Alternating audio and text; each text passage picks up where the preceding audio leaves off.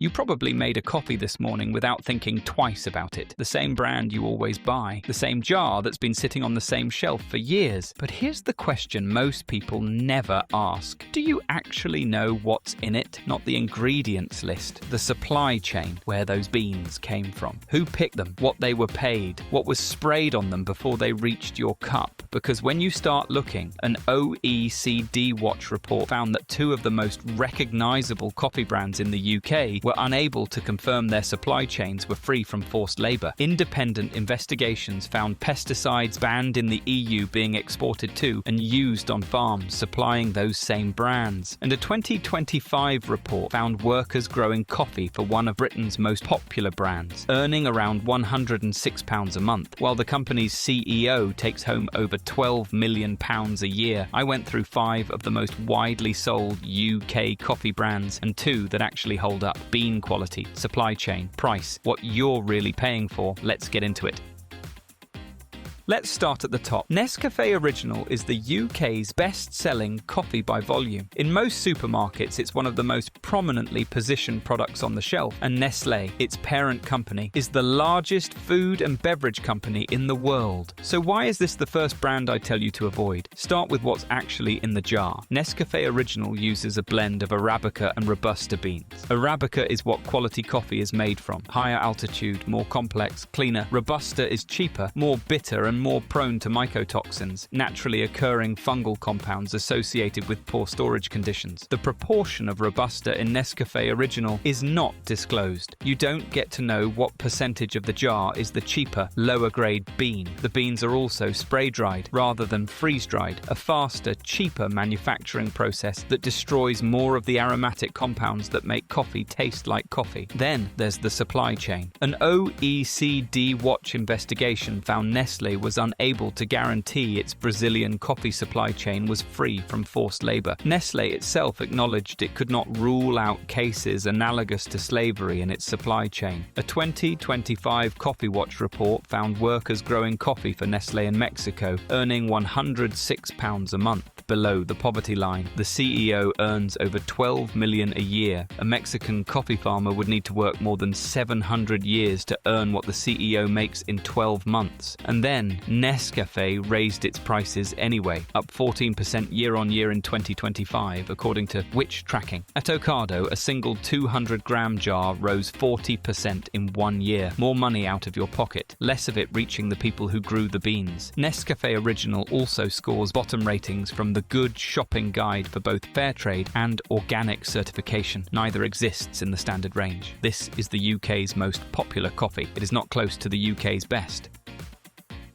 Both brands owned by Jacobs Douwe Egberts, one of the 3 largest coffee corporations in the world. In the Which 2025 blind taste test, both performed reasonably well, 3rd and 4th overall. The flavour is genuinely better than Nescafe Original. So here's the trap. Better taste makes it easy to assume better sourcing. It isn't. The same OECD Watch report that flagged Nestlé also named Jacobs Douwe Egberts unable to guarantee its Brazilian supply chain was free from forced labor. The company acknowledged it could not know every supplier in the chain, which means when you pour a cup of Kenco Smooth, neither you nor the company making it can rule out that those beans were harvested in conditions analogous to slavery. Neither brand is fair trade. Neither is organic. Neither tells you on the packaging where the beans came from or what the farmer who grew them was paid. Kenco's refill pouch is real packaging progress, worth acknowledging, but a better wrapper on an unverified supply chain is not the same thing as a better product.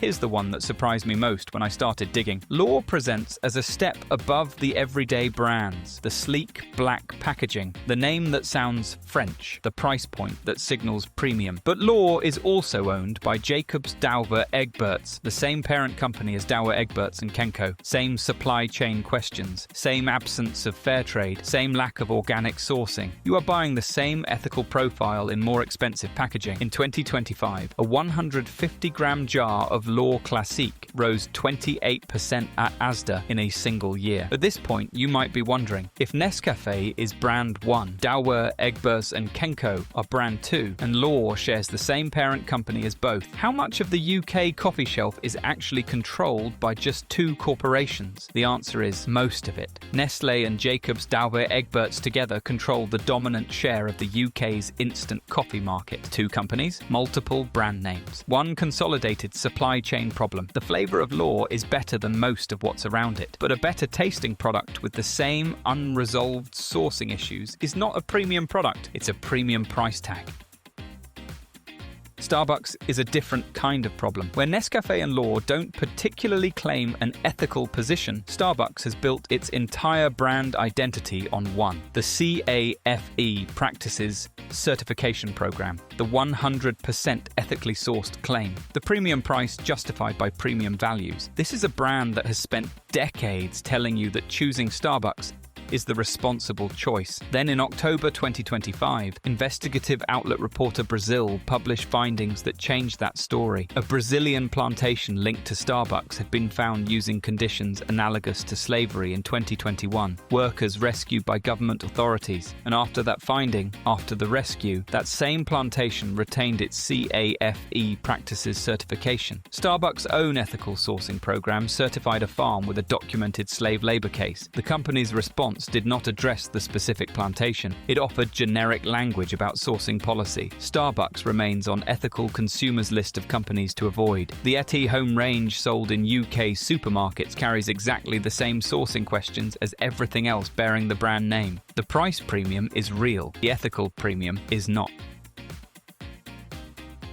One more, and this one catches people who think they've already upgraded. Nescafe Azera is the barista-style tier of the Nescafe range, more expensive than original, marketed as better quality. It is still Nestlé, still not fair trade, still not organic. The supply chain issues that apply to original apply here too, but pods deserve their own mention because the format creates an entirely different problem. A clean label project study found the highest levels of phthalates, endocrine-disrupting chemicals linked to hormone disruption, in canned and pod coffee specifically. Phthalates leach from the packaging materials into the coffee during brewing. Pod coffee also generates billions of single-use capsules every year. The majority end up in landfills. The recycling programs most pod brands promote require you to actively post capsules back or find a collection point, and most people don't. If you switched to pods because you thought it was a better product, you traded one set of problems for a different one. Here's the thing: nobody in the coffee industry wants you to work out. The brands on this list spend enormous amounts on marketing to make their products feel like lifestyle choices: premium, convenient, ethically acceptable. But the structure of the industry hasn't changed. The farmer at the bottom of the supply chain still receives less than 10% of the retail price. The corporations at the top are getting richer, and the certifications that were supposed to protect workers have been shown, in documented, verifiable cases, to have failed the people they were meant to protect. The good news is that 2 brands are doing it differently, and they're not significantly more expensive. Café Direct, the UK's first fair trade coffee brand, certified since 1994. That's 30 years before most of the industry started paying attention. 100% fair trade across the entire range. 85% is also organic. And here's what makes it structurally different from every brand on the list above. 89% of Café Direct's grower cooperatives own shares in the company. The farmers are not just suppliers, they are shareholders. They benefit directly when the business succeeds. On top of that, Café Direct reinvests up to 50% of its profits back into the farming communities it sources from. The Machu Picchu blend, 100% Arabica, grown in Peru, is rich, smooth, and genuinely complex. Available at Sainsbury's, Waitrose, and Ocado. Bird and Wild. Rated 100 out of 100 by the Good Shopping Guide for Ethical Coffee. 2 years in a row, fair trade, organic, and certified bird-friendly by the Smithsonian Institution, meaning it is shade-grown in natural forest habitats, not on cleared plantation land. Shade-grown coffee maintains forest canopy, supports migratory migratory bird populations and stores significantly more carbon